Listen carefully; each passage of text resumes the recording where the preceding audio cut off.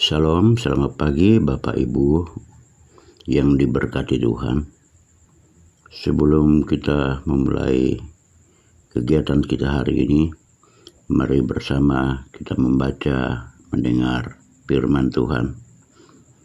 Untuk itu, mari kita berdoa.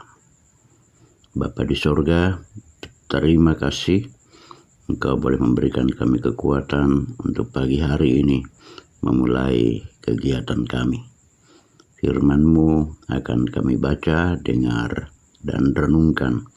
Pimpin kami dengan Roh-Mu yang kudus untuk dapat melakukannya. Di dalam nama Kristus Yesus kami berdoa. Amin. Berdasarkan renungan harian Toraja edisi hari ini, Selasa 14 Juli 2026, firman Tuhan akan kita baca di dalam kitab Amos pasal 3 ayat 9 sampai ayatnya yang ke-15. Pemberitaan tentang keruntuhan Israel. Siarkanlah di dalam puri di Asyur dan di dalam puri di tanah Mesir, serta katakan, berkumpullah di gunung-gunung dekat Samaria, dan pandanglah kekacauan besar yang ada di tengah-tengahnya dan pemerasan yang ada di kota itu. Mereka tidak tahu berbuat jujur, demikianlah firman Tuhan. Mereka itu yang menimbun kekerasan dan aniaya di dalam purinya. Sebab itu beginilah firman Tuhan Allah. Musuh akan ada di sekeliling negeri, kekuatanmu akan ditanggalkannya daripadamu, dan purimu akan dijarahi. Beginilah firman Tuhan. Seperti seorang gembala melepaskan dari mulut singa 2 tulang betis atau potongan telinga, demikianlah orang Israel yang diam di Samaria akan dilepaskan seperti sebagian dari katil dan seperti sepenggal dari kaki balai-balai. Dengarlah dan peringatkanlah kaum keturunan Yakub.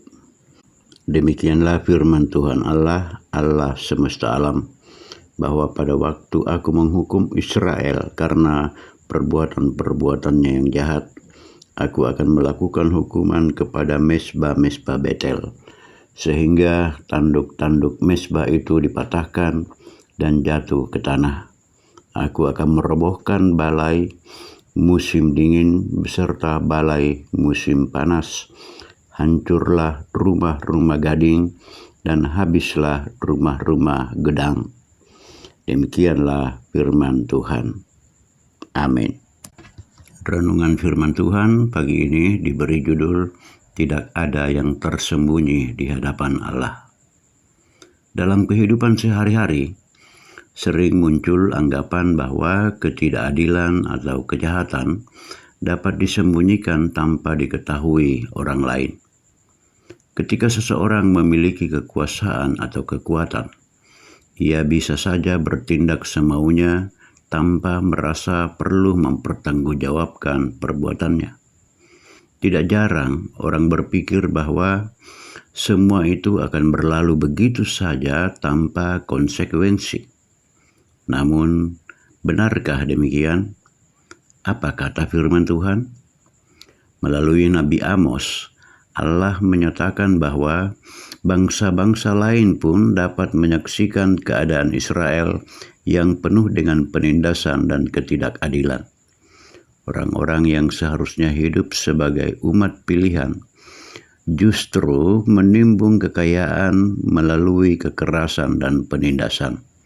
Karena itu, Allah menegaskan bahwa hukuman akan datang atas mereka.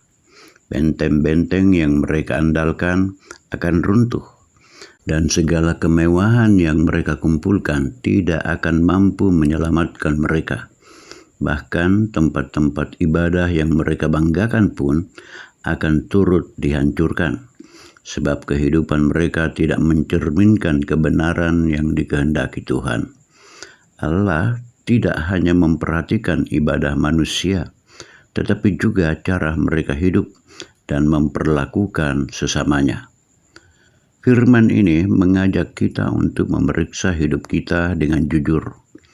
Ketidakadilan bisa hadir dalam hal-hal kecil seperti ketidakjujuran, sikap pilih kasih, atau memanfaatkan keadaan demi keuntungan diri sendiri.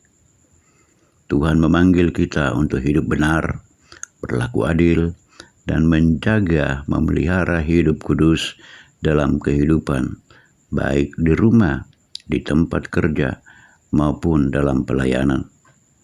Marilah membiasakan hidup benar di hadapan Tuhan. Dengan demikian, bukan hanya ibadah kita yang berkenan kepada Tuhan, tetapi juga seluruh kehidupan kita menjadi kesaksian yang memuliakan nama-Nya. Amin. Mari kita berdoa. Terima kasih Tuhan untuk firman-Mu pagi hari ini. Biarlah itu semakin meneguhkan iman percaya kami untuk tampil sebagai anak-anak-Mu yang hidup memelihara keadilan, hidup jujur, dan memelihara kekudusan.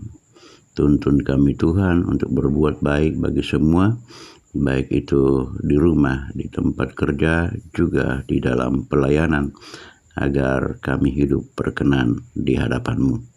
Terima kasih Tuhan, di dalam Yesus kami berdoa. Amin.